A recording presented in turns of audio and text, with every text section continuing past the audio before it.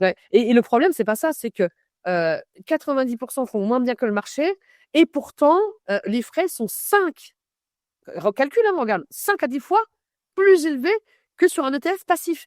Quand tu vois, nous, quand on fait, hein, dans nos formations, les ETF, allez, tu as des frais de 0,30. Alors parfois, la commission de courtage, c'est 1 € et ensuite, quand tu fais des DCA, des fois, c'est même gratuit sur certaines plateformes, et que tu te rends compte, en fait, qu'un ETF passif qui travaille tranquillement te rapporte plus sur 10-15 ans que des fonds que tu vas donner en gestion, qu'un gestionnaire de fonds qui te promet de battre le marché. Et Ouais. alors Mmh, pourquoi? mmh. Tu poses la question de pourquoi on continue? Ben, parce que ça rapporte aux banques et comme c'est plus, enfin, si tu veux, c'est des frais supplémentaires qu'on voit pas. Il y a des frais, hein, enfin, ils sont payés, hein, ces gestionnaires de fonds, la compagnie d'assurance les paye et bien entendu, viennent se payer sur des frais qui vous appliquent aussi. Donc ça rapporte. Ça rapporte, aux banques, aux assureurs, aux conseillers, parce que c'est à tous les niveaux, hein. Ça rapporte à la banque, à l'assureur, enfin, aux gestionnaires de fonds, à l'assureur et ça redescend en cascade comme ça. Ça rapporte à tout le monde via ce que tu appelles des rétrocommissions. Donc forcément, à partir du moment où ça profite et en plus de ça, c'est très malin parce que, on est sur des produits, complexes et la majorité, en fait, des épargnants n'y comprennent rien aux frais parce qu'ils sont cachés. Va comprendre, en fait, les frais de c'est assez compliqué, c'est écrit toujours dans des petites lignes, hem et en fait, les frais cachés, enfin, on cache ces frais-là, voire même les sous-performances parfois. Donc voilà, ça rapporte à certaines plateformes, ça rapporte aux gestionnaires de fonds, ça rapporte à l'assureur et aux conseillers. Donc du coup, bah, on dit rien et on continue, quoi. Salam alaikum Nadia, comment tu vas? Ouais, alikoum salam, ça va très bien et toi? Ben, ça va très bien, alhamdoulilah. Je crois que t'es bien revenu parmi nous. Ouais, très bien, contente d'être rentrée aussi. Ah, alhamdoulilah. Alhamdoulilah. Aujourd'hui, c'est un bon sujet. On va parler de frais cachés, etc. Ce qu'on ne dit pas toujours parfois, ce que les gens ne comprennent pas aussi parfois. Donc, moi, j'aimerais te demander, déjà, parce on va souvent, on parle des investisseurs et tout, et je pense qu'il y a certaines choses qu'ils doivent comprendre. Moi, je pense que Ouais. c'est super important et comment on dit, la vérité se cache toujours dans les chiffres. Donc, Ouais. donc Maria, ce que je veux te poser comme question, c'est pourquoi on doit être vigilant sur les frais quand on investit? Je vais commencer directement. Bah, il faut être super vigilant parce que, bah, alors comme tout le monde, hein, la seule chose que l'on voit au départ, hein, quand on est dans une phase d'investissement, on va regarder quoi? On va uniquement s'attacher à la performance. Tu vois, c'est un peu comme l'iceberg. On regarde la partie émergée de l'iceberg, donc ouais, ce produit, il fait, 5 8 10 et on oublie la partie immergée de l'iceberg et ça, c'est les frais. Et c'est vrai on l'oublie complètement, on l'occulte parce que ce qui nous intéresse, c'est, bah, combien on va gagner réellement. Voilà, c'est plutôt l'appât du gain qui va faire qu'on va se focaliser sur ça et oublier tout ce qui peut être caché comme des frais. Alors ceux qui sont avertis savent qu'il y a des frais, hein, sur certains contrats et il y en a beaucoup, bah, qui savent même pas que des frais existent. Donc quand on omet de leur dire, ben, ça passe à travers, ça passe, à la trappe, hein et beaucoup souscrivent des contrats, signent sans savoir même que, leur investissement, la fameuse performance qu'ils recherchent, peut être tout simplement, impactée par ces frais. Alors des frais, il y en a plein. Hem, on dit frais comme ça, mais il y a différentes sources selon les contrats aussi. Il y a différentes sources à l'entrée, pendant la vie du contrat et à la sortie du contrat pour certains.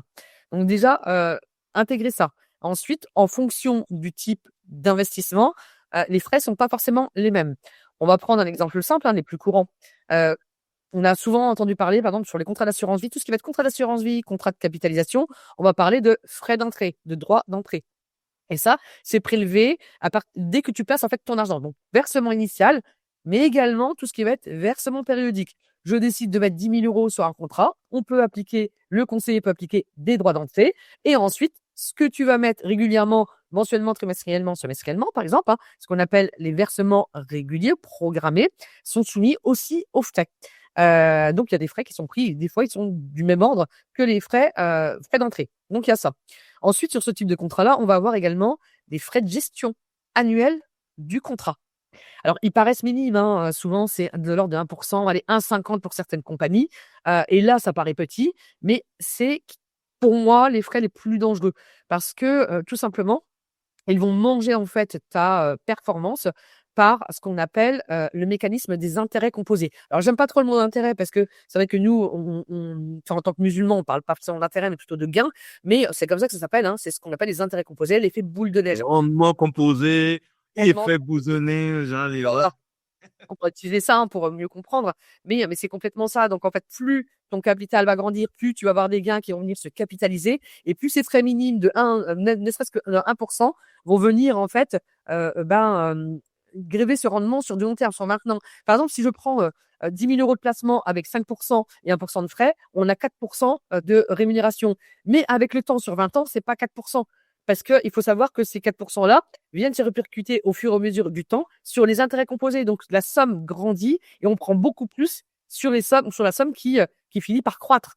Donc, au final, ces frais-là viennent un petit peu grignoter. Et parfois, c'est même aberrant quand tu regardes les chiffres. C'est une perte colossale. Alors, bien entendu, les frais de gestion du contrat, on n'a pas forcément toujours la main dessus. On l'a sur les frais de versement initiaux ou périodiques. Hein.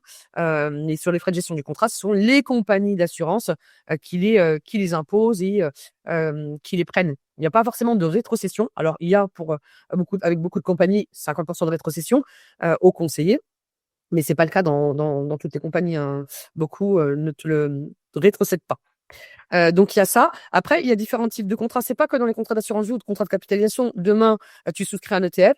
Quand tu vas acheter ton ETF, tu as ce qu'on appelle des frais de courtage ou une action. Tu as des frais de courtage en fonction du nombre d'actions que tu vas acheter ou d'ETF et du montant, hein, bien entendu. Alors sur certaines plateformes, il n'y a pas de notion de montant. Ça va être 1 euro de frais, par exemple, quand j'achète de l'ETF, peu importe le montant. Et après, tu vas avoir des frais de gestion annuels du contrat. Mais sur des comptes titres pour des ETF, c'est très minime. Là, on parle de 0,20. On va parler de ça après. Ah voilà, S'il vous plaît, oui. il y a différents types de prêts. Et si je pars sur d'autres investissements éthiques aussi, hein, pour nous, la SCPI ou le GFI, groupement forestier d'investissement, là, les frais sont plus importants. On va parler de l'ordre de 6 à 10%. Ouh là là, attends. Ça, faudra qu'on teste ça en bien. Et voilà, donc ça, il y en a. Et effectivement, il faut faire attention en tant qu'investisseur. Ne vous attachez pas à ce qui est juste visible et ce qui vous attire, c'est-à-dire la performance, mais allez au-delà de ça. Allez regarder un petit peu quels sont les frais qui sont attachés à ce type de contrat-là, mais également, on oublie la fiscalité. Ah oui, ben ça encore. Ah non, Et il y a plein de choses qu'on verra derrière, mais je pense que donc en net, voilà, dites-vous en net dans ma poche à la fin, concrètement, qu'est-ce qui me reste? C'est comme ça que vous devez la question raisonner. que je me posais, Moi, ça rapporte 10%. Non, à la fin, qu'est-ce que j'ai à gagner? Qu'est-ce que j'ai à c'est perdre? ça. C'est exactement ça. Donc, alors, on va revenir sur la finance traditionnelle parce qu'il y a beaucoup de gens qui, malheureusement, des musulmans qui sont dedans. Il y a aussi des gens qui sont dedans parce que voilà, ils pensent que c'est bien. Euh, Moi, la question que je me pose avec ce que j'entends, c'est est-ce que le système il n'est pas obsolète en finance traditionnelle sur certains placements? Quand on voit que le livret A, il est à 1,70 si je Là, me ça, souviens pas, il va baisser en plus d'après ce que j'entends. Ah, 50. ah, il a déjà baissé déjà.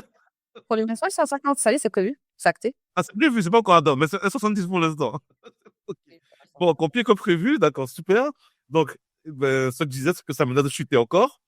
Donc, en général, d'après ce que je vois, quand je vois à l'époque les plans d'épargne retraite, les trucs comme ça, les plans épargne logement, je voyais le rendement, je voyais pas que c'était énorme. Je voyais pas au-delà de 5% en général.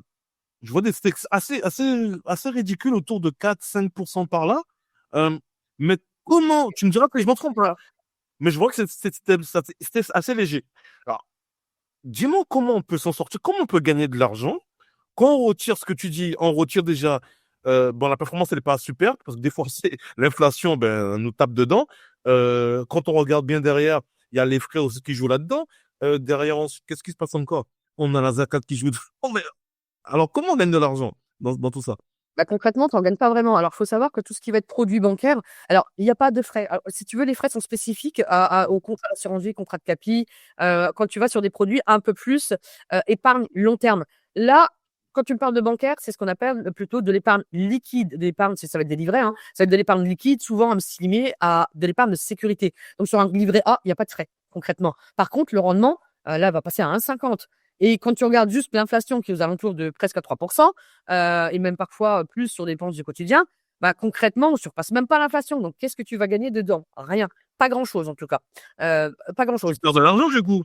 Bah oui, parce que mécaniquement, mécaniquement, en fait, ton pouvoir d'achat, chaque année diminue, hein, donc on s'en rend pas compte comme ça, hein. Comme je te dis, c'est invisible et c'est silencieux, mais tu perds du pouvoir d'achat. Donc 1,50 sur un livret A, avec une inflation aux alentours de 3, mécaniquement avec le temps, ce que tu as sur ton livret A perd de la valeur. Donc livret A ou autre, hein, autre type de livret. Mais il y a pas de frais sur ce type de livret, il y a pas de frais et voire même parfois sur certains contrats comme le LDD ou le livret A, il y a pas de fiscalité, hein, c'est 0 fiscalité. Donc oui, quand on regarde ses côtés positifs, on se dit: «Bon, c'est cool, c'est en sécurité, c'est là, c'est disponible». Il y a des avantages, hein, la disponibilité et tout. Bon, pour nous, c'est riba oui, mais concrètement, quitte à choisir, entre, une éthique et un produit riba oui qui me rapporte rien, je préfère à ce moment-là switcher et partir sur un produit éthique. Il y a pas photo.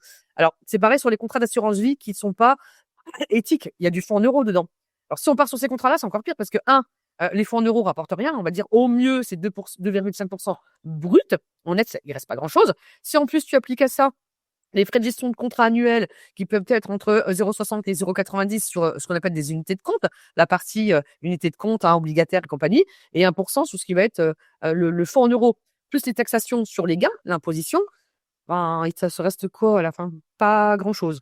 Donc oui, c'est complètement obsolète et il y a, ce sont pas des produits de rendement, ce sont des produits de liquidité faits, pour mettre à la disposition en cas de, c'est une épargne de sécurité, en cas de besoin immédiat. C'est pas avec ça que l'on va construire un patrimoine. Si on veut du rendement, quand bien même des frais, il faut partir sur autre chose. On passe à la gamme supérieure, on va passer en assurance vie, on va passer en private equity, on va passer sur les marchés financiers. Oui, mais là, effectivement, c'est obsolète. Là, c'est juste pour regarder, l'argent de poche, on va dire. Alors, parlons justement du côté éthique. Quelle performance, du coup, on peut aller chercher en finance islamique en passant par une société de gestion et les frais, quels sont les frais? Alors, faut pas distinguer finance islamique ou pas finance islamique, hein. Il faut savoir qu'un contrat, dit Mhm. finance islamique, ça le différencie pas d'un contrat conventionnel. La seule chose qui est différente, c'est que nous, en finance islamique, on va par exemple, si je prends je vais prendre le plus connu, un contrat d'assurance vie, éthique et conventionnel. Le conventionnel, on va y trouver des clauses interdites et on va y trouver un fonds en euros. Et dans les unités de compte, on va avoir des unités de compte qui vont être, si tu veux, portées sur des secteurs illicites auxquels on n'a pas le droit. L'armement, le tabac, la pornographie, le bancaire. Donc ça, voilà. Dans un contrat éthique, c'est le même. Si tu prends l'assureur qui gère les assurances vie éthiques à aujourd'hui, c'est le même qui existe depuis des années en finance conventionnelle aussi. C'est le même contrat. Sauf que nous, on va retirer tout ce qui est interdit et aller sur des unités de compte, des ETF et des fonds Sharia compliant. Donc, c'est le même contrat. Les frais sont exactement les mêmes. Les frais de gestion du contrat, les frais sur versionnement sont exactement les mêmes. Et effectivement, nous, en tant que musulmans, étant donné qu'on va pas sur des fonds en euros et qu'on va aller sur les marchés financiers, des ETF et des fonds gérés, on peut aller chercher des rendements selon ton profil d'investisseur. Très intéressant. Alors, si tu restes en sécuritaire, avec des rendements à 3 et des frais de gestion à 1, plus la fiscalité, tu vas pas aller bien loin. Pareil, hein, ça va être de même ordre qu'un livret A. Je vois pas trop l'intérêt. Voilà. Mais si tu commences à aller sur des profils équilibrés avec des rendements aux alentours de 6 et en dynamique, on va dire aux alentours de 8-10 voire même parfois quand, on a des marchés financiers qui surperforment, on peut avoir une croissance à 2 chiffres. C'est très intéressant. Par contre, il y a des frais et les frais sont les mêmes qu'en finance conventionnelle. On va dire qu'en moyenne, ce qui se fait le plus couramment sur un contrat d'assurance vie ou un plan d'épargne retraite, par exemple, c'est du 4,5. Le conseiller peut aller jusqu'à 4,5 et c'est ce qu'on voit généralement dans les compagnies conventionnelles ou non conventionnelles. À savoir que ça se négocie et qu'il faut toujours aller voir toujours en discuter avec le conseiller et de voir au plus vite. Parce qu'il faut pas oublier que certains conseillers n'appliquent pas d'honoraires et qu'une partie de ces frais, étant donné qu'ils gèrent quand même votre contrat, c'est aussi sa rémunération. Donc restons quand même, j'ai envie de vous dire objectifs, mais avoir trop de frais, multipliés par le nombre d'années, le nombre de versements sur le nombre de mois, sur le nombre d'années, ça fait une sacrée rémunération pour le conseiller au bout d'un moment. Donc il faut être au plus juste, essayer de négocier ces frais-là, de manière à ce qu'ils soient correctement lui aussi rémunéré pour le service rendu, mais qu'à vous, ça ne vous coûte pas le prix d'un appartement au bout de 20 ans. Ça me paraît quand même une bonne béquille en commençant 4,5%, ça peut être 4,5%. Bon, J'ai même entendu certains fonds de gestion qui font encore plus que ça parce qu'ils ont une renommée, etc., etc. En Amérique, j'entends beaucoup de ces trucs-là, hein. Mais 4,5% sur le marché du 8%, mon Dieu. Et encore, tu dis, si par exemple tu prends un contrat d'assurance vie et que tu prends des choses un petit peu, un peu plus, comment te dire, complexes, du genre, je prends une gestion pilotée, déléguée, compagnie, ça coûte encore plus cher. C'est des frais qui viennent s'ajouter. Donc voilà. Donc tu payes les frais de versement initiaux et périodiques. Tu vas payer le service de la gestion pilotée ou déléguée, les frais de gestion annuels du contrat. Ben, ça fait peut-être un peu beaucoup à la fin. Ok, bon, on verra ça après. Je pense on va pas ça à la moulinette via le simulateur. Mais on me propose, enfin, les personnes qui sont, les frères et sœurs qui sont avec nous dans le groupe, souvent, on leur propose souvent des SCPI, assurance vie, des PER. Comme tu as dit, alors, est-ce que donc la personne qui propose cela, si j'ai bien compris, elle touche une commission là-dessus? Est-ce que tu peux nous expliquer un peu plus en détail comment fonctionnent les rétrocommissions? Oui, alors il y a pas forcément de rétrocommission avec tout le monde. Alors, je vais te dire, quand tu es indépendant, en fait, tu es pas maqué qu'une boîte, donc tu as pas forcément de rétrocommission. Si tu décides de mettre 0 frais, et de prendre des honoraires, tu auras pas les commissions. Ça dépend comment tu es rémunéré. Mais un conseiller qui n'applique pas d'honoraires et qui est maqué avec une société, automatiquement, sa source de revenus, ça va être les frais. Donc selon, alors ça dépend des compagnies, tout le monde fonctionne pas de la même manière, hein, mais généralement, tu as un pourcentage de rétrocession sur les frais que tu as appliqués. Admettons, tu as appliqué 4,5%, tu vas avoir une rétrocession à 50% ou une rétrocession à 70%. Voilà, c'est comme ça fonctionne. Il y a un partage entre la compagnie d'assurance, parfois l'intermédiaire commercial et toi, quand tu es dans cet ordre-là. Après, tu as aussi des mandataires qui peuvent avoir enfin, demander une partie en honoraires et une partie en frais. Et généralement, ils ont la main, hein, sur les frais, ils diminuent les frais. Ils prennent pas 4,5, ils vont peut-être prendre 1 ou 2% et des honoraires. C'est-à-dire qu'il va peser enfin, la balance, il va équilibrer ça pour avoir une rémunération.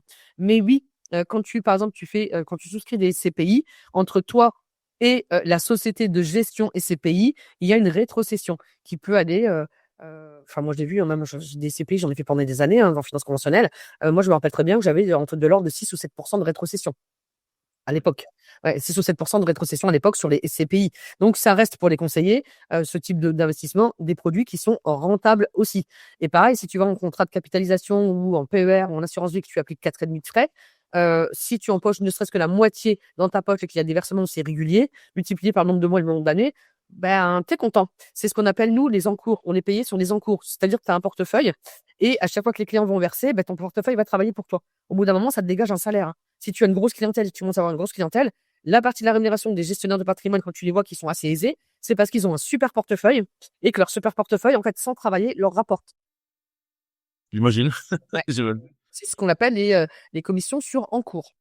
Alors moi, je veux bien qu'on paye bien sûr, je veux bien qu'on les paye, etc., hein. Je veux bien voilà, c'est super important. Mais je C'est sais que très raisonnable, moi, je dis toujours. dans les fonds de gestion et compagnie, on voit souvent qu'il y a des frais de surperformance, etc., que les frais sont assez élevés. Mais ce qu'on regarde, c'est que souvent, on va payer des frais pour qu'un expert qui gère notre argent batte le marché, ou est censé battre le marché. D'accord? Ouais. Américaine, on va dire ça comme ça. C'est très américain. Donc, mais les stats montrent que 90%, si ce n'est plus, je suis gentil, ben, ils font moins bien que le marché. C'est Alors, c'est alors tu es gentil, c'est 90%. Les c'est stats, aussi là que, alors pourquoi on continue à payer si, ben, parfois cher, hein, pour une sous-performance du marché?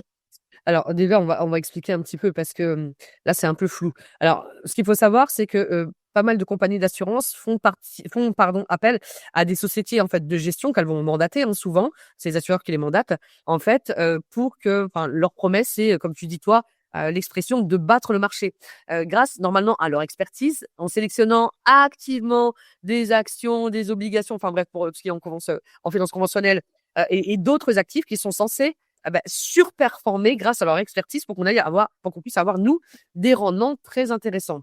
Mais beaucoup, en fait, d'études, malheureusement, ont montré et donc que 90% en fait, des fonds, dits actifs, ne surperforment pas les marchés financiers. C'est-à-dire que toi, si demain tu gérais tes ETF tout seul sur 15-20 ans, tu aurais un meilleur rendement que si c'était géré dans un contrat d'assurance vie par un gestionnaire de fonds qui est censé battre le marché. Et ça a été prouvé. Hein, il y a plein d'études. Des études aussi internationales qui ont démontré ça.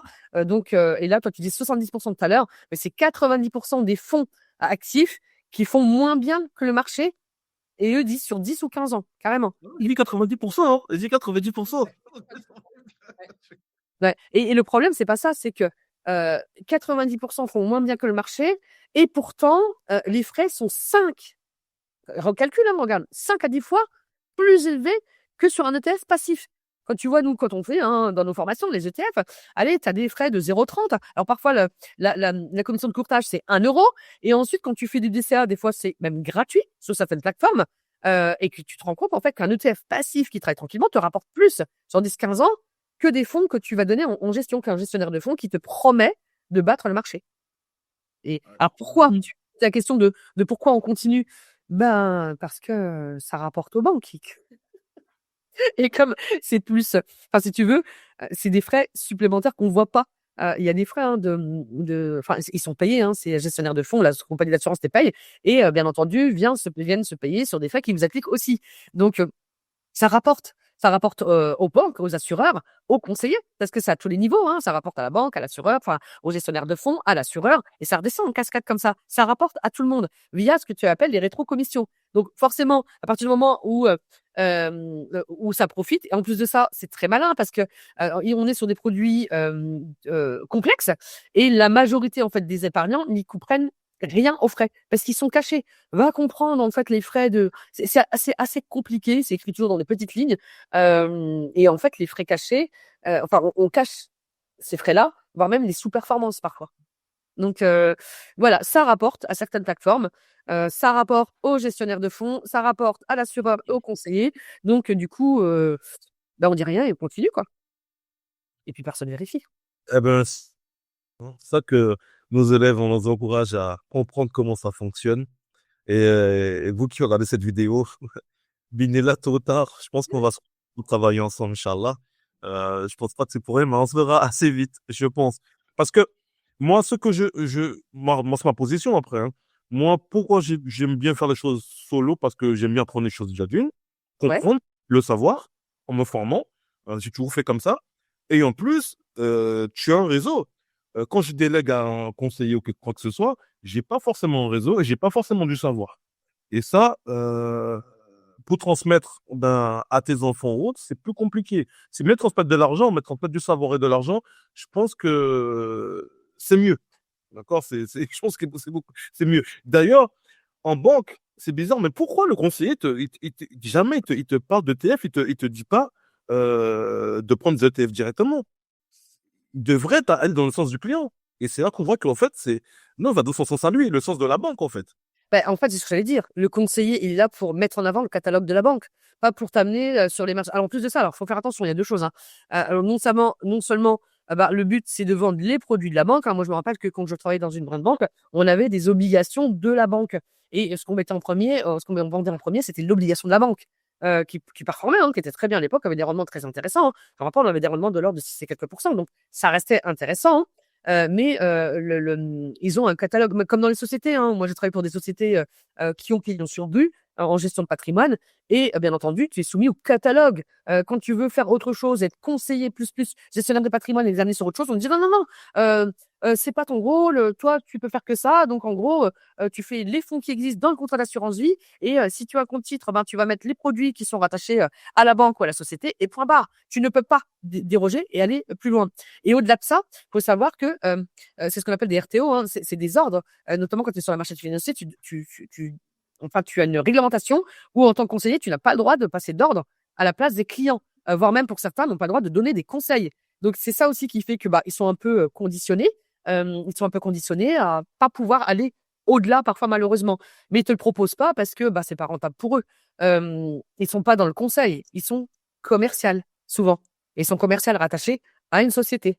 Donc, ils pourront pas aller au-delà. Et pas qu'en banque, hein, même dans certaines sociétés de finances islamiques, hein, on va en parler, on va être transparent, ils sont c'est normal, ils sont commerciales pour la société. Donc automatiquement, on va leur demander de se conditionner, d'être formés aux produits de la société et de vendre les produits de la société. Ils vont pas aller déroger ou te conseiller d'aller faire, d'investir sur l'or ou d'investir sur un ETF sur Trade Republic ou, sur Interactive Broker ou voilà. Ils se cantonnent à ce qu'on leur demande de faire. Ça peut se comprendre. Voilà, ça peut se comprendre. Mais voilà, mais ça leur rapporte rien de t'emmener sur, des ETF, autres, très intéressants avec des frais réduits à 0,30 sur un Trade Republic sur lequel ils ont aucune, rétrocommission. Ils ont pas de partenariat, donc ils vont rien toucher. Et c'est vrai que Pourquoi ils vont c'est une parce que c'est vrai qu'avant, quand il fallait aller sur, souvent pour avoir ce genre de frais et de produits, il fallait aller dans les banques privées à l'époque, c'était pour les riches, et cetera. Aujourd'hui, c'est vrai qu'avec un téléphone et internet, n'importe qui, étudiant, salarié, chef d'entreprise, peut avoir des frais super réduits en allant, en étant exposé à des ETF et en ayant de la performance.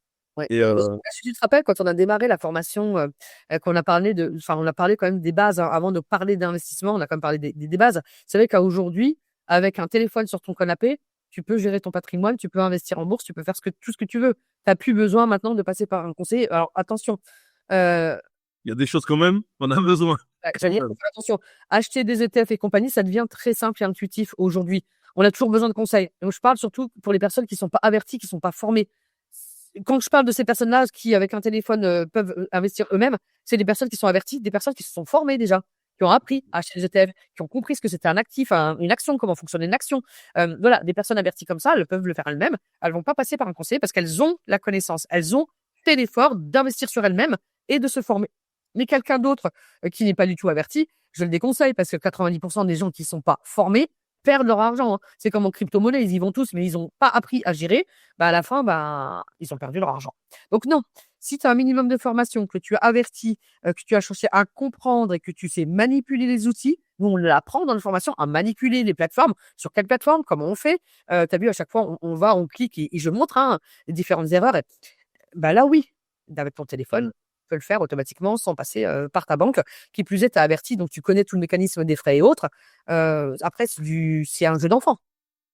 Et surtout quand tu as un environnement autour de toi, tu Exactement. vois un environnement d'investisseurs et tout, c'est vrai que là, ben, forcément, les échanges et compagnie, ben, ça prend tout le temps. Tu apprends au fil de l'eau et je pense que c'est super intéressant. C'est super intéressant et j'aime beaucoup, enfin, on aime beaucoup, échanger et souvent, ben, des bonnes idées peuvent arriver, même des étudiants parfois, des Ouais. choses un angle qu'on ne voit pas et derrière, ah! Et puis une expérience de certains sert toujours les expériences et les erreurs de certains même, je dirais, servent toujours aux autres. Parce qu'on arrive toujours à les avertir et puis quand quelqu'un a un problème, on l'a déjà rencontré, donc on sait lui répondre tout de suite. Ils ont même pas besoin de revenir vers les formateurs parce que en fait, il y a une communauté qui est tellement soudée quand tu es entouré de personnes qui fonctionnent comme toi, qui sont aussi investisseurs et musulmans, et qui ont les mêmes contraintes, voilà, tout de suite ça tu as vu, ça match et on trouve les solutions, tous ensemble. Et comme tu dis, des fois, il y a des super bonnes idées qui font que, pouf, on arrive à sauter une étape supérieure et arriver à optimiser au mieux, un certain placement. Alors beaucoup, du coup, ont peur de faire des bêtises s'ils n'ont pas de conseiller. Donc pour toi, d'après ce qu'on vient de dire, est-ce que c'est mieux de gérer son argent soi-même, du coup? Ou du coup, on le laisse placer sur des produits qui sont chargés en frais et qui ne battent même pas l'inflation? Et ça, je parle beaucoup pour les frères et sœurs, surtout qui sont encore sur des livrets A. Quitter ces trucs-là, franchement, déjà, les rendements que vous allez avoir, faudra les donner. Vous aurez aucune récompense là-dessus, en plus. Et de plus, l'inflation qui est là, et cetera. Donc, et pour votre au-delà, c'est des choses qu'il faut, quitte à le mettre sur son compte courant, limite, je dirais, non rémunéré, bien sûr, c'est déjà mieux. Il y a mieux que ça, mais on va aborder ça dans des prochaines vidéos. Comment débancariser, essayer de sortir du système bancaire, comment les solutions qu'on peut avoir. Mais faites attention à ça. Ça ne sert strictement à rien. Tu peux aujourd'hui avoir des comptes, des applications où il y a plusieurs comptes. C'est pas un problème. Donc, il y a des solutions aujourd'hui. C'est ça que je veux dire. Et il y en a plein de solutions et comme tu disais, hein, pour répondre à ta question et c'est ce qu'on disait juste avant, franchement, ça dépend aussi, je le répète encore une fois, ça dépend du niveau de formation.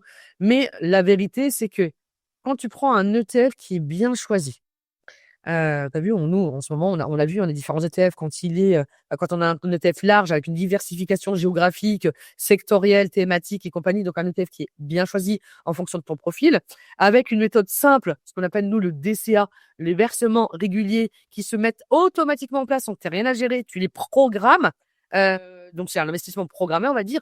Bah là, ça va battre la majorité des portefeuilles bancaires, bourrés, en fait, de frais ou de sous-performance ou d'inflation qui vient grignoter. Donc, il vaut mieux faire ça, aller sur un ETF en fonction de ton niveau de risque avec une formation, bien choisir ton ETF et faire un DCA, un versement régulier et laisser travailler tranquillement. Bah là, tu verras que ton épargne, elle va travailler tranquillement, qu'au fur et à mesure du temps, bah, tu auras des gains. Et tu seras pas obligé de sortir ta riba. Parce que beaucoup, au 1er janvier, disent, je sors ma riba. Oui, bon, alors explique-moi, l'inflation a grignoté ton pouvoir d'achat, tu sortis ta riba. Donc, en gros, bah, t'as jamais évolué. Donc, quel est l'intérêt? Moi, je Aucun. pense qu'on va illustrer ça. Je te propose qu'on aille sur notre site. On va aller voir, on va essayer sur un simulateur. Parce que je pense que comprendre une image vaut mieux que 1000 mots, comme d'habitude. Exactement. Alors, on va aller ici, je pense, et on va essayer de voir on pourra faire une simulation sur plusieurs stratégies, justement. Ouais, Euh, ouais, tiens, si tu veux. On va essayer de prendre des montants qui sont assez réalistes et qui parlent à tout le monde, avec une cohérence au niveau des frais. 10 000 pour commencer, des points initiaux? 10 000, c'est bien. 10 000, je pense que tout le monde a 10 000 euros sur des livrets, enfin, tout le monde. Voilà, hein, si je te parle de 100 000, là, c'est, voilà, c'est C'est les gros, on va dire, en patrimoine, mais on parle de 10 000, qu'il faut que ça parle à tout le monde. voilà. 10 000 euros en versement initial. Et en périodique, par mois, en général, Périodique, on va prendre une moyenne de gens classiques. On va dire qu'elle est en périodique, tu vas mettre 100 euros par mois pour pas être trop gourmand. 100 euros par mois. Allez, Ouais. on met ça pour 10 ans. Alors, sur 10 ans, va sur un profil, essaye sur un profil équilibré avec un rendement moyen de 6%. 6%. Allez. 6%. On va chier pour 6%. Allez, on va prendre un truc comme un produit bancaire ou, Alors, on va prendre une assurance vie, ce qui est le plus courant. Prends dans ta assurance vie, applique des frais. On va pas être trop gourmand. On va pas mettre 4,5, ça sera assassiné, mais prends juste 2%. On va partir du principe que ça a été souscrit par un conseiller qui n'a pas de rémunération en honoraires et qui prend 2% sur tes frais, sur tes Ouais, c'est bon, tout frais inclus. tout. Alors, 2% sur le versement initial, sur les 10 000 euros, et 2% sur les versements périodiques de 100 euros. C'est comme ça que ça fonctionne. Et les frais de Et il y a gestion. les frais de gestion de contrat. Je sais pas si tu Non, non, donne-moi tout, faut tout me mettre, là, parce que les frais sont les frais. donnes tout. Et les frais de gestion de contrat, si tu as mais tu mets du 1,10 à peu près. Ou mets 1. On va pas être trop gourmand, mets 1. Juste 1. Donc, en tout, tu m'as dit, ça fait 3%, quoi, grosso modo. Ça fait 3. 3%, allez, grosso modo, 3%. Donc, on a une première stratégie qui est là, d'accord? Donc, sur 10 ans, d'accord, 6%. Ensuite, on va aller sur une deuxième stratégie de livret A. Tiens, de livret A. Vas-y. Donc, 100 euros, on a dit 1,50. 50. Alors, rendement 1,50. J'ai dû mettre dans les frais tellement que il n'y a pas de frais, du coup, là-dessus. Tant mieux. Il n'y a pas de frais sur les livrets A. Et pas d'imposition, pas de fiscalité non plus, pardon. OK. En plus, il y a la fiscalité. Oh, bah, il y a la fiscalité. Il y a juste l'inflation qui vient de grignoter. Et là, l'inflation, on s'approche des 3%. C'est des frais, c'est des frais cachés, ça aussi, hein. C'est des frais cachés. Donc, on va aller maintenant sur un ETF, par exemple, donc toujours 100 euros. Sur un ETF, fais pareil, 10 000 euros. On va être cohérent. Reste sur 10 000 euros. 10 000 euros, toujours. Donc, 10 000 euros, toujours. là-dedans, vendre ETF. Alors Alors, là, si on parle en ETF, mélanger, tu sais, plutôt, on va prendre un ETF.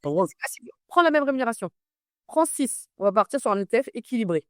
Pas un monde, pas un dynamique. et 8-9% ces dernières années, depuis 2000, hein. Oui, Non, du dynamique. On va partir sur un ETF où on part du principe du coup contre dessus. Voilà. 6. On reste sur 6. Le même rendement qu'assurance. Il faut qu'on soit cohérent. T'es gentil, allez. Gentil. Tu mets Alors, les frais, on est sur du 0,3 moyenne. Allez, grand maximum 0,5. Non. 0,5, c'est beaucoup plus cher que ça. Ce sont des ETF qui sont gérés. Non, va sur 0,30. C'est vraiment. Non, vraiment, voilà. Vas-y, c'est le gourmand. On va sur 0,5. Tu verras que de toute façon. Non, non, regarde, il dit, le maximum, on va aller 0,5, mais on va mettre 0, allez, 0,4, on coupe la poire en deux. Allez. 0,4. Donc, final, là, sur l'assurance vie, ce qu'on a, donc, sur 10 ans, on a investi 22 000 euros. On a quand même 5 473 de frais. Mmh. D'accord? En gain, on a 5 000, donc on a payé. Oh, punaise. On a l'équivalent gain pratiquement et en frais. Donc voilà. Pas de commentaire. L'assurance, le livret A, on gagne 2571 Mhm. et du coup en frais on a zéro. Mhm. Bon, voilà. Donc pas top non plus. Et là, quand même, on voit que si on passe des ETF, on va gérer solo. Et je pense que t'as baissé bien. Si on part des certains ETF qui sont bien performants, on aurait Ah ouais. beaucoup plus. Mais t'étais gentil. Mais Bah, lui, c'est pour ça que je voulais que la performance, elle corresponde il faut être cohérent. J'ai mis le même rendement, on part du principe qu'on est sur un ETF Sukuk avec des rendements, voilà, Sukuk est mélangé. On va dire Sukuk, moitié action, par exemple, ou les deux. Et tu vois que les frais sont minimes et que si on reste sur un rendement à 6% aligné à l'assurance vie, avec les frais, il n'y a pas photo. Un ETF rapporte plus. ouais, en frais, en rapportant plus, ouais, c'est clair que les frais, on voit qu'il y a une sacrée différence. Et si on prend alors, si on augmentait ça, le truc que je vais faire, c'est sur plus d'années. Si on met ça sur 20 ans, Là, ça se creuse. L'écart se creuse. je pense que ça va se creuser sur tous les trucs, là. Et j'aurais pu prendre plus, parce que des fois, on passe des trucs de 30 ans, mais les 20 ans, pour voir vraiment la différence, où ça va. Ouais, je vois que là, rien qu'au niveau des barres, il y a, il y a une différence. Donc là, ben, pareil, toujours. Ben, du coup, là, je nourris quelqu'un, j'ai l'impression, personnellement, quand je vois sur la A, là, c'est kiff-kiff, quoi. Je nourris quelqu'un, j'épargne pour deux. C'est mon impression, hein. C'est mon impression. Donc, moi, personnellement, match personnel, ça me plaît pas. À moins qu'il y ait un avantage, on en parlera fiscal, mais voilà. Mais moi, voilà, je nourris quelqu'un. Je vois ça comme ça. Donc, le livret A, c'est même pas la peine. Et là, quand même, on voit que sur la stratégie ETF, qu'on peut aller chercher encore plus, mais bon, on est quand même à 40 000, on a 2 900 € de frais. Ouais. Donc, on a Sur 20 clairement. ans, hein. 2 900 € sur 20 ans, donc c'est pas déconnant. Non, ça, c'est, Faut pas oublier qu'il y a des petites mains qui travaillent, que vous avez relevé une amélioration, que voilà aussi. Donc voilà. Alors c'est pareil, regarde sur le compte à l'assurance vie, je crois qu'on a 20, je vois pas très bien, c'est 28 ou 29 en frais. euh, en 20, c'est 20 000. 20 000, Mais 20 000. Moi, je voyais un 8 moi. Donc 20 000. Et ça, c'est la rémunération. Ça, c'est les 2%. C'est la rémunération qui va être partagée effectivement entre l'assureur et le conseiller. Tout n'est pas pour le conseiller. Donc sur 20 ans, c'est la rémunération effectivement qui va être partagée pour l'assureur et le conseiller. Donc moi, quand je prends des fois et que je gère des patrimoniaux et que je leur dis je vous prends que des honoraires à 3 000 €, qu'on me dit c'est cher, j'ai envie de rigoler parce que je me leur dis la dernière fois, le pigeon dans l'histoire, c'est moi. Je prends 3 000 € une fois, j'applique 0 frais et regarde ce qu'ils paieraient. Moi, je peux ouais, leur dire, ils ne font pas d'honoraires. Moi, je les prends, les frais. Moi, écoute, si je gagne 20 000 € sur 20 ans, moi, ça me refait, hein, tous les ans. Mais non, c'est pas, pour moi, j'estime que c'est pas cohérent avec la masse de travail que j'ai fait. Donc, je préfère des honoraires une fois. Je leur fais gagner en fiscalité, parce que je travaille sur la fiscalité. Je leur fais gagner ces 20 000 € là qu'ils épargnent et avec les intérêts. Ce qu'ils donnent pas là en frais, faut pas oublier que c'est épargné et qu'avec les intérêts composés, ça leur remporte plus que 20 000, hein. Là, ouais. c'est 20 € de frais. Mais si c'était resté dans le contrat, avec les gains, les intérêts composés, c'est beaucoup plus que ça. Donc généralement, je leur dis, mais ils sont pas cohérents, ils ont pas cette notion. Pour eux, ils préfèrent pas payer un conseiller, même quand tu leur dis 2005, à un moment donné, je sais pas si tu te rappelles, j'étais venue à baisser mes tarifs en me disant, mais ils veulent pas. Et après, je me suis dit, mais attends, la masse de travail fournie, le conseil, la défisque et compagnie, eux, ils se gavent. Et moi, en fait, je suis perdante. Je veux pas donner Donc, trop même dans tous les cas, c'est toi qui es le parfait pigeon euh, parce qu'en fait, tu aurais pu faire la stratégie de prendre directement des frais parce que les gens ne se rendent pas compte. Mais là, moi, j'aime bien, tu sais, bon, on aime bien factuel, mais les gens ne comprennent pas toujours. Mais là, de vos propres yeux, vous voyez que c'est pas, en plus, ils ont ni savoir, ni network. Ils peuvent pas network avec les gens. Ils ont pas de groupe, ils ont personne. Donc, au final, ils mettent de l'argent, c'est tout. Et ils ont aucun réseau, ils ont rien. C'est ça qui me fait un peu bondir de ma chaise. Je peux rester accroché à la chaise, mais quand même, c'est particulier. Et on le voit, et encore plus d'autres placements qu'on connaît qui pourraient ramener beaucoup plus ces compagnies, mais avec des frais minimes, mais comme moi, personnellement, qui est très, très crypto, quand je vois les frais qui sont crypto et je vois les frais qui sont là, moi, je me dis que tu pars qu'une béquille dans la jambe, c'est affolant, quoi. Mais c'est C'est pour ça. ça que les frais, il faut les négocier. Alors, pareil, encore une fois, il faut faire très attention parce qu'il faut pas oublier que les conseillers, ils travaillent pas pour rien. Alors, si tu as un bon conseiller qui derrière gère vraiment ton contrat et tu ouvres un contrat d'assurance vie, un PER ou je sais pas quoi et qui le gère réellement, c'est-à-dire qu'il va faire des arbitrages, qui va te conseiller quand les marchés financiers vont pas bien, et repartir, rebasculer sur du sukuk et autres, qui a vraiment une gestion active de ton contrat, 2%, pour moi, c'est pas déconnant, surtout s'il gère sur du long terme. C'est pas déconnant, surtout que dans les 2%, tout n'est pas pour lui. Donc, il faut rester mesuré. Mais il faut se rendre compte aussi parfois que quand on en a trop multiplié toutes les sortes de frais, ça vient gréver votre investissement, surtout s'il n'y a pas de gestion derrière. Ou alors quand on nous dit, bah non, moi je veux pas payer des honoraires, parce que quand on leur dit 3 000 ou 4 000 euros, ils oublient que c'est sur du long terme, ils oublient que vous les drivez et que bah, c'est une fois et que eux sont tranquilles au niveau des frais et que en fait, mine de rien, tu leur fais gagner beaucoup d'argent. Et ils viennent quand même, parfois, moi j'ai déjà eu, tu te rappelles l'année dernière, où j'étais pas mal en colère des fois, dénigrer ton travail, pensant qu'on se gave. Mais non, mais en fait, c'est toi qui gagne, c'est pas moi qui gagne. Donc, C'est ça de penser au client avant toute chose. Tu vois, quand les gens le font. c'est pour ça que maintenant, je ne négocie plus. Quand on commence à chipoter sur les tarifs, je ne relance même pas. Je ne réponds plus. C'est-à-dire que je leur explique une fois, deux fois et que, bah, on vient chipoter pour. Oui, Les gens ne savent pas, en fait. non, Les gens ne savent pas parce que même moi, dernièrement, j'ai eu quelqu'un au téléphone, ils pensaient que les frais, quand il y avait la performance, c'était en dehors des frais. C'est-à-dire que les frais déjà retirés. Pour lui, c'était quand on lui disait 8%, non, j'avais 8% dans sa in the pocket. Il dit non, non, non, non, non, non, non. T'as ça, et là encore, on n'a pas mis la zakat. Hein. On n'a pas mis la ouais, zakat. Si on met des montants plus élevés, il y a la zakat à 2,5, donc au final, tu te fais couper les pieds, mais bien comme il faut. ouais. Donc, les gens, il faut qu'ils voient ça, il faut qu'ils comprennent, il faut qu'ils se projettent, il faut qu'ils apprennent, qu'ils comprennent le système, comment il fonctionne. C'est mieux de comprendre et de faire ses choix en fonction. Je dis pas que quelqu'un qui a un grand patrimoine, qui a, je sais pas, des millions, lui, s'il a 2%, 3%, il est content. Dans tous les cas, le conseiller aussi, il est content, mais lui, bon, il est content. Parce qu'il a plusieurs millions de son truc, ça le va. Mais celui qui a un petit portefeuille, en termes de performance au final, sur du long terme, il va se dire, je remets avoir une petite partie dans ma poche quand même, quoi, si j'avais la possibilité. Mais comme tu dis, il faut Mais payer. Le monde, il est comme ça. Il est fait il comme faut ça. être raisonnable. Moi, si tu veux, quand je fais mes devis, c'est ce que j'explique aux clients. Mes devis, les chiffres, je fais pas pique-nique douille, c'est toi l'andouille. Toi, je te mets ça, toi, je te mets ça. Je regarde la masse de travail et compagnie, et moi, je me projette. Je me dis, bah, tel placement, il va apporter tel rendement parce qu'il y a telle somme et compagnie. Moi, ma masse de travail, c'est tant. En plus de le faire défiscaliser, il va gagner tant. Donc, j'inclus tout ça. Et je me dis, si je prends pas de frais, je lui fais gagner tant. Donc, je me projette. Et je me rends compte que bah, les honoraires sont bien en dessous.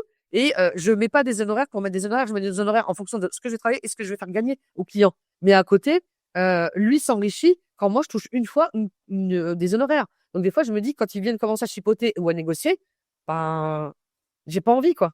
Ouais, Voilà. C'est clair que là, déjà, j'ai plus envie quoi, parce que j'ai envie de leur dire mais et combien de fois j'avais fait un coup de gueule l'année dernière sur ça. Je leur disais je suis pas bénévole en gestion de patrimoine parce que souvent on en a discuté dans le groupe. C'est ourti et fisabilillah. Mais non, mais quand tu vas voir un avocat, quand tu vas voir un notaire, pourquoi tu le payes lui? Ça te dérange pas de payer le notaire ou de payer un avocat?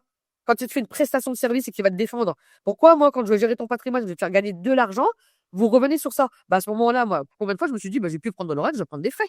Puis en fait, ça va le satisfaire, il va avoir 1%. Je vais dire oh c'est petit. c'est ça, Non, les là, hein. 1%, ça va me rapporter. C'est ce qui s'est passé, c'est que moi, je vais me gaver. Mm. Non. Donc, non, je reste au plus juste. Je me dis, Mais c'est vrai qu'en plus que toi, tu l'as appliqué derrière, t'as cette casquette aussi toujours pour défiscaliser, d'optimiser, etc. Et du coup, là encore, on gagne beaucoup d'argent. Et cet argent-là, comme tu le disais dans une précédente vidéo, cet argent-là, on va le prendre pour pouvoir réinjecter, pour pouvoir encore gagner plus d'argent. Et, exactement. et c'est ça qui est incroyable. Mais voilà. En tout cas, on va aller plus en détail sur les produits financiers et les bonnes stratégies à avoir dans nos vidéos, Inch'Allah. Ça l'a. D'accord. Euh, N'hésitez pas en tout cas à nous faire des retours, des suggestions, allez en commentaire. Et on vous invite aussi à toujours vous abonner à la chaîne Capital Éthique, je vous rappelle. Likez, partagez, c'est super important. Et n'hésitez pas à donner de la force. Un petit like, c'est rien du tout. Et, N'hésitez pas, le site aussi, vous verrez, il y a plein d'outils, plein de simulateurs. Vous avez mais de voilà. la formation, c'est quand même pas mal. Hein, ils peuvent y aller. Faites-le vous-même, il y a le podcast aussi qu'on va animer au fur et à mesure. Mais n'hésitez pas à y aller. Ça va vous aider à avancer, je pense. On mettra le site. De toute façon, c'est simple, hein, c'est l'investisseur musulman, vous voyez. Ça, c'est pas plus compliqué que ça. Mais commencez à comprendre, d'accord? Et pour ceux qui veulent aller plus loin, qui voient, qui veulent apprendre, qui veulent bien s'entourer, etc., qui veulent avancer, qui veulent comprendre comment ça fonctionne, pour pouvoir derrière transmettre à leurs enfants, transmettre à leurs proches, Eh bien, vous avez un premier lien qui est en bio. Je vous invite à prendre rendez-vous avec Nadia ou moi-même. Et du coup, ben, on sera ravis de pouvoir voir votre situation, voir comment on peut vous aider, Inch'Allah. Ah, Exactement. Inch'Allah. mais je vous remercie Nadia pour tout ça. Et on se dit à la semaine prochaine, Inch'Allah. Inch'Allah, nouvel épisode. Salam alaikum. Wa alaykoum salam wa rahmatullah.